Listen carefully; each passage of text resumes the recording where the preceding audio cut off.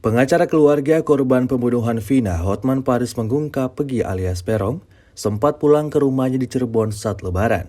Hotman murka karena pelaku pembunuhannya 8 tahun buron itu justru santai beraktivitas layaknya orang biasa. Hotman menyebut ada kemungkinan pihak keluarga sengaja menyembunyikan Peggy. Padahal, diketahui polisi bersusah payah memburu pelaku yang disebut menjadi otak pembunuhan Vina tersebut sejak 2016 lalu.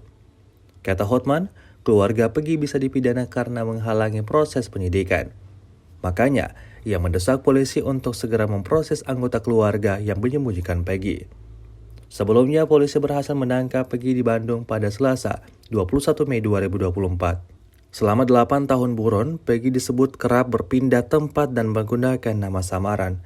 Di tempat kerjanya sebagai kuli bangunan, Peggy memperkenalkan diri sebagai Robi. Kasat Reskrim Polres Cirebon Kota AKP Anggi Eko yakin tidak ada kesalahan dalam penangkapan Peggy. Kasus pembunuhan Vina di Cirebon, DPO yang tertangkap yang disebut namanya Peggy atau Peron, katanya bahkan pulang tahun lalu untuk berlebaran kepada keluarganya. Tidak jelas apakah tahun lalu atau tahun ini. Pulang berlebaran kepada keluarganya. Berarti keluarganya tahu semuanya di mana dia bersembunyi.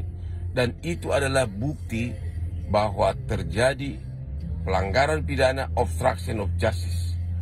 Mohon agar semua keluarganya yang menyembunyikan keberadaan tersangka ini selama DPO agar segera diproses pidana oleh Polda Jawa Barat.